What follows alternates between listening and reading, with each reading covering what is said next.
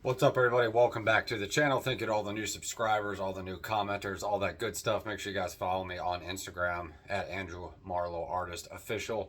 So today we're going to be talking about the process of my novel. We've reached about 360 pages of the new novel, so I'm super excited about that.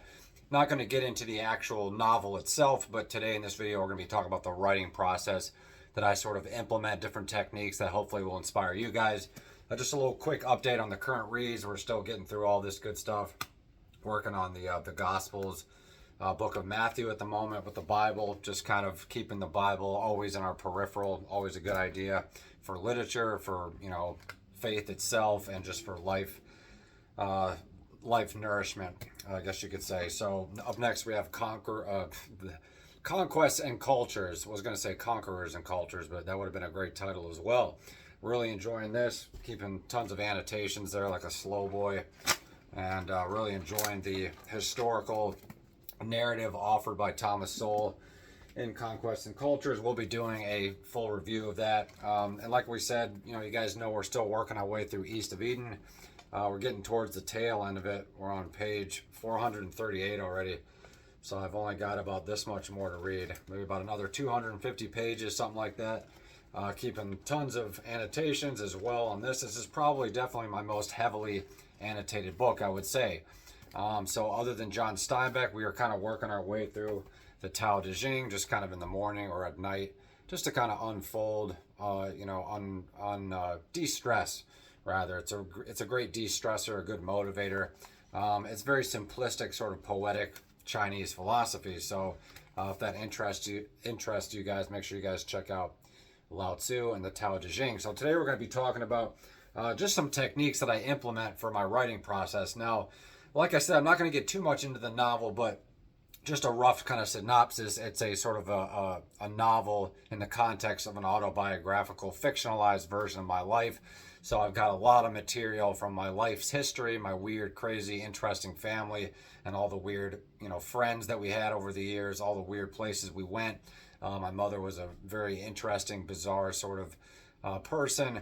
God rest her soul, and just my extended family in general, and just a lot of interesting material there to work with.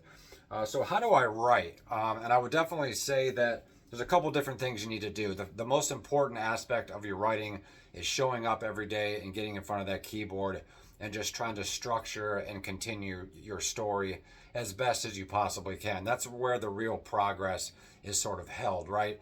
Now, when you're writing anything really, like for example, writing autobiographically, like I'm doing about myself, it can be easier than trying to come up with something off the top of your head. Having said that, to write a good autobiographical novel that's not going to, totally offend everybody that you do have to create. There's a lot of invention involved, and that goes from everything from inventing new character names to represent your loved ones.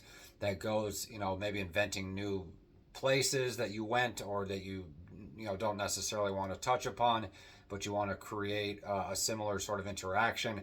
And most of the invention really comes down to the dialogue. You have to be able to invent dialogue.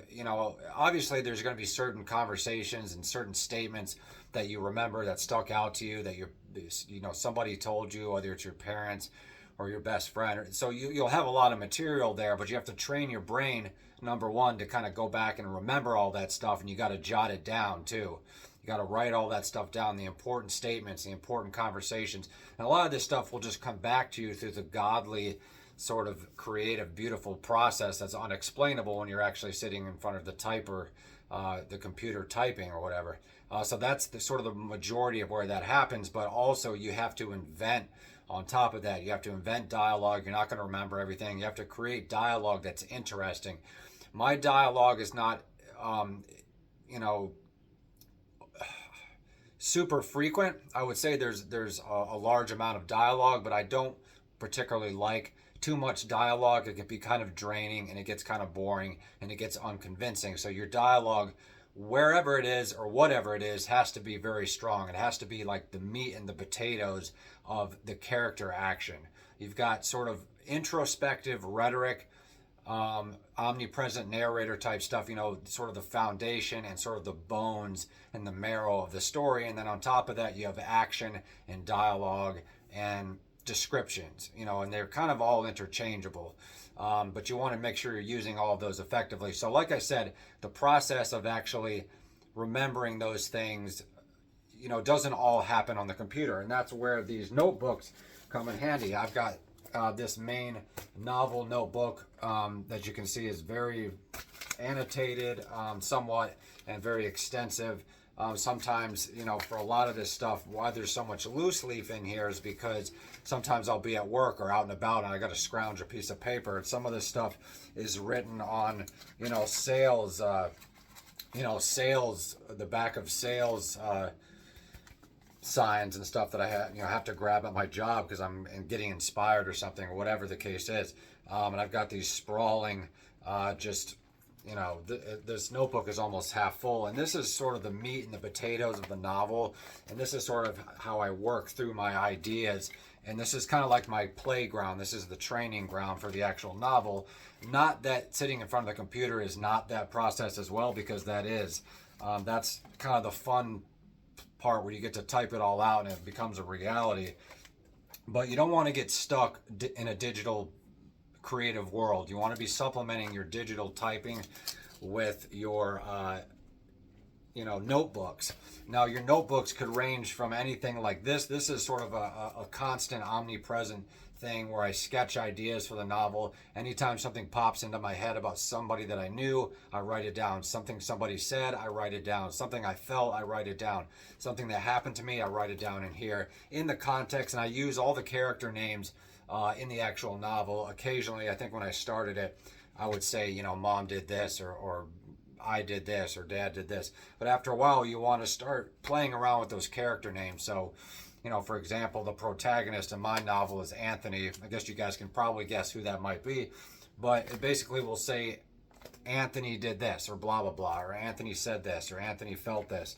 And that's kind of how I structure that process. And obviously, there's a lot of loose leaf stuff that's more like just sort of poetic, introspective rhetoric that I have to sort of weave in and out of the novel. And of course, we're doing that all the time while we're typing as well, right? But it's good to actually get it down on paper. That's an extremely important part of the writing process. Now, I would say that I spend more time typing on my computer than I actually do in my notebook, but it's definitely can be reversed. This is where you kind of work out your ideas. This is where there's something about getting it down on ink and paper. I recommend using a pen. You can use a pencil if you want. Thomas Wolfe and Steinbeck and all those guys used to love pencil. I like to use pen. There's something more sort of permanent about using a pen.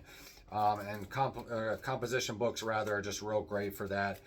You can do character sketches, dialogue sketches, you know, introspective narratives, rhetoric, whatever it is you're trying to do. And this is kind of like the law book for your novel, right? This is kind of where you double check yourself. This is where you kind of reveal the innermost parts of yourself, right? And like I said, not as if you're not doing that while you're typing, but it's just sort of a different sort of esoteric way of writing when you actually put your palm down on the paper and start writing with a pen. And in addition to that, we have this little pocket notebook. Sometimes it'll be like 1 or 2 or 3 a.m. in the morning, and I don't even feel like turning the light on because I don't want anybody to know that I'm still up in my, crazed creative sort of state. So we'll just kind of write in the darkness. I wrote this little passage in the darkness just with a pink pencil or something, pink marker.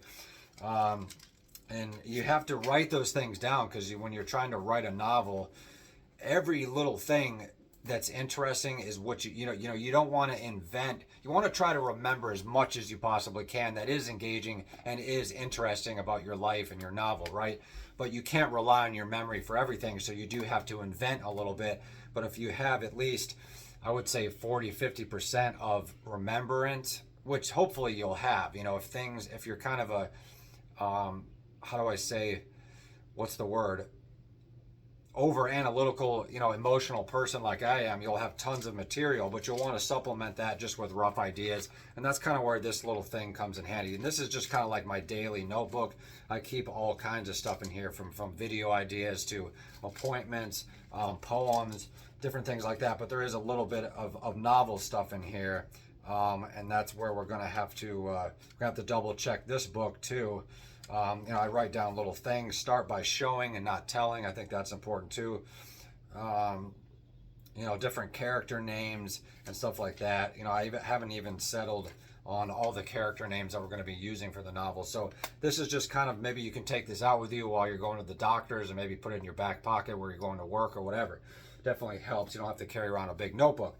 And lastly but not leastly, for me, I'm very fortunate when I'm writing this novel, because up until about maybe 10 years ago, all throughout my, I would say from the later part of 6th grade all the way till the end of college, or middle of my first semester in college, not my second semester down south, but when I went to college up north in the old Syracuse, New York, that is where I kept journals. I kept journals for years and years and years, and they kind of declined over time. I stopped writing journals, but I've got a lot of material in these really old journals, and these are all over the place. They range all the way from early 2002, and they go up until maybe 2010, 11, or 12. So I've got a lot of material there. Having said that, I don't want to, it can be a long process to sit here and kind of, cipher through the journals. But that's kind of what we've been doing the last couple of weeks, up until the point, I had to do a lot of invention before I started keeping journals. But that helps you to be a really good writer, to invent things and come up with things. But if you can keep a journal, I definitely recommend it. If you have any, like a memory box or old letters or from girlfriends or anything like that that might be useful to you when you're writing about your life, you're trying to create a real strong, introspective, versatile protagonist, and as well as other characters as well. I'm kind of working with at least, 6 or 7 really deep, complex characters. They're not always in the novel. They're not always doing something. But after that, it comes down to my family, which is 4 really in-depth, important characters. And some of them have more emphasis than others. I would definitely say that, obviously Anthony is the main protagonist. And then we have his brother. And then we have his mother and his father. And his mother, the woman that I'm writing about, who was my own mother, is probably the second main protagonist of the early part of the novel, and she probably will have a very strong role throughout the novel until her time on Earth was ended back in 2016. So I'm not exactly sure where the novel's going to end.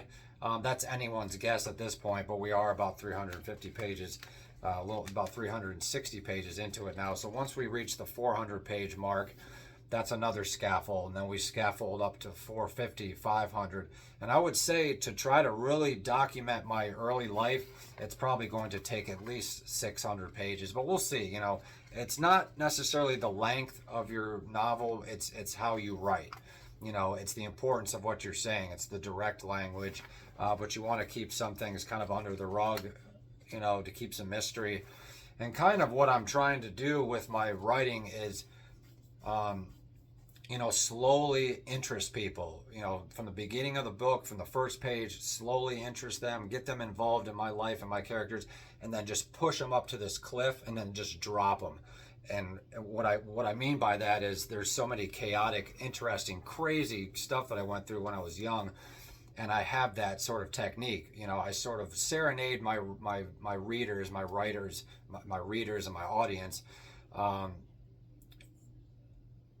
I sort of serenade them with this sort of introspection, these interesting character statements and interesting conversations, and then all of a sudden there's like full-blown chaos again, in the novel. And I just kind of push them up to the waterfall, up to the cliff, kind of walk them up there gently. I don't do all the work for them. You got to do some of that work yourself, but I will walk you up to that waterfall, and then just be prepared just to be dropped.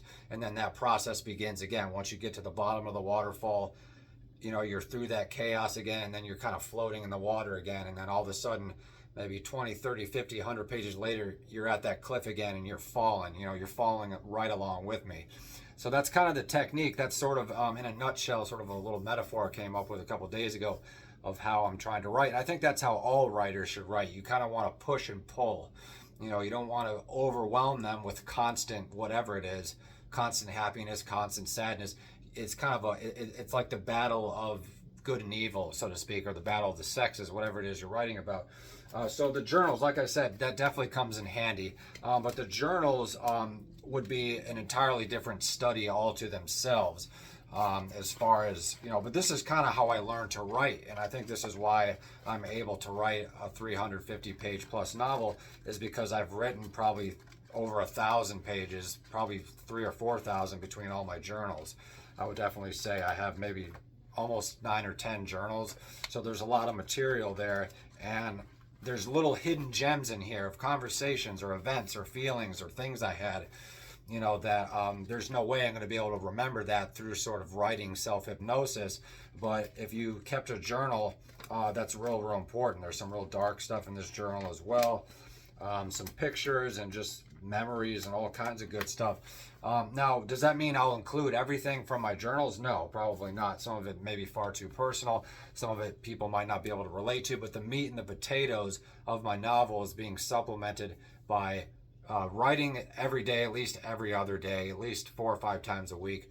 That way you keep everything fresh in your mind. Number 2 is invention. That's another important aspect of writing. Number 3 is what you remember and what you would like to remember and sort of what you're trying to invent. Number 4 is journal supplementation. Number 5 is probably doodling. Well, I don't mean doodling like sketching, but I mean like doodling with words.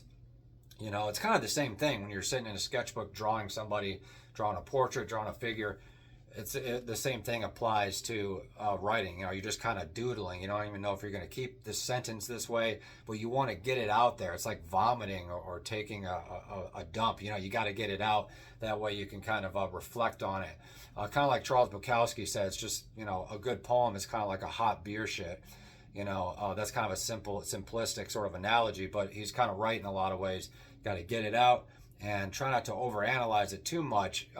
But self-editing is important too, but that's a process that comes later. So I hope this video did inspire you guys. Like I said, we're still getting through John Steinbeck and Conquest of Cultures, and we will have some in-depth analysis reviews of this coming real soon. So thank you to all the new subscribers, and make sure you guys like and share this video, and let me know your techniques for writing. Let me know if you're interested in reading my novel someday when it's finally released, and we will talk to you guys real soon.